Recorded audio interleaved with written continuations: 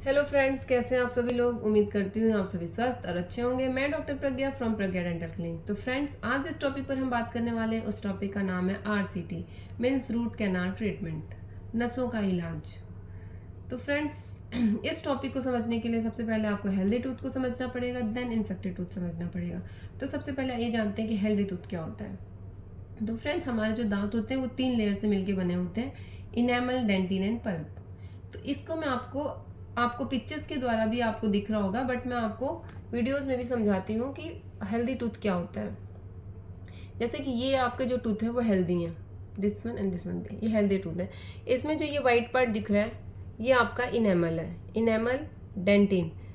जो slightly yellow दिख रहा है ना, येलो पार्ट, वो आपकी डेंटिन है। और उसके नीचे ये जो आपके नर्व्स और ब्लड वेसल्स दिख रहे हैं ये पल्प होता है। मीन्स कि upper layer enamel, then dentin, then pulp. 3 layers होती हैं दांतों को, जो कि एक टूथ को कंप्लीट करती हैं। तो अगर आपको कैविटी लगती है तो सबसे पहले जो आपको कैविटी लगती है वो इनेमल पार्ट में लगती है, जो कि दांतों का ऊपरी हिस्सा होता है। ठीक है, इनेमल बॉडी का हार्डेस्ट पार्ट होता है, वो जल्दी खराब नहीं होता है। सबसे हार्ड पार्ट जो होता है बॉडी का वो इनेमल होता है। तो सबसे पहले जो आपकी कैविटी होती है वो इनेमल पार्ट में लगती है। वो बिल्कुल आपको पेन नहीं करेगा, आपको कोई सेंसेशन फील नहीं होगा।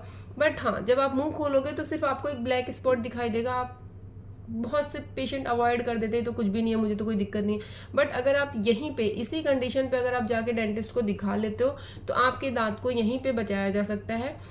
क्योंकि ये चीज़ आपको समझ में नहीं आएगी, लेकिन अगर आप रेगुलर चेकअप के लिए जाते हो तो डेंटिस्ट आपको बता देंगे कि आपको कैविटी लगना स्टार्ट हो गया है, आप दांतों की फिलअप करवा लीजिए। तो अगर यहाँ पे आप अपने दांतों को बचा लेते हो, यहाँ पे अगर आप फिलिंग करा लेते हो तो ये दांत आपका यहीं पे प्रोटेक्ट हो जाएगा। और अगर आप यहाँ पे दांतों का अवॉइड करते हो, आप ध्यान नहीं देते हो, तो यही केरीज आपका डेंटिन तक प्रोग्रेस करेगा।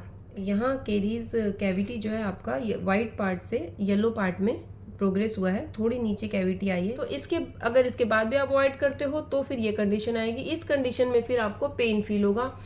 और आप ये देख रहे हो, ये केरीज जो आपकी पूरी पल्प तक आ चुकी है। इसमें पेशेंट को वो फील होता है।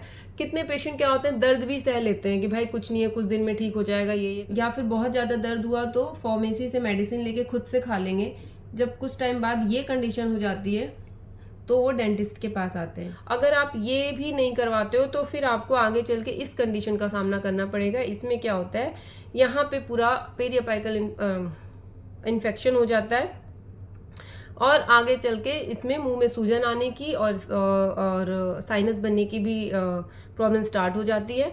तो आप इस कंडीशन में ना जाके आपको यहीं पे अपने दांत को प्रोटेक्ट करना है। अगर आपकी दांतों में इस कंडीशन में आ चुका है तो इसको हम आरसीटी बोलते हैं। फिर एक ही कंडीशन रह जाती है आपको दांत को बचाने का, उसको हम आरसीटी बोलते हैं। तो आरसीटी में सबसे पहले हम क्या करते हैं, एक ड्रिलिंग मशीन से दांतों के अंदर जाते हैं, सारे नसों को क्लीन करते हैं, इन्फेक्शंस को क्लीन करते हैं, पूरे दांत को डिसइंफेक्ट करते हैं। उसके बाद नकली नस डाली जाती है। नकली नस डालने के बाद दांतों को फिलअप किया जाता है। लेकिन आरसीटी के बाद दांत क्या होते हैं, ब्रिटल हो जाते हैं। तो आरसीटी के बाद हमें कैप लगवाना भी बहुत ज़रूरी हो जाता है।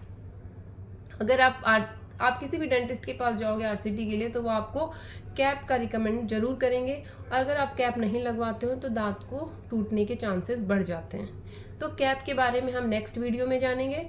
अगर इससे रिलेटेड आपको कोई भी क्वेरी हो तो आप इस वीडियो में पूछ सकते हैं और अपने फ्रेंड्स और कलीग्स को भी शेयर कीजिए, ताकि अगर उनको भी इस वीडियो से कुछ बेनिफिट मिल सके।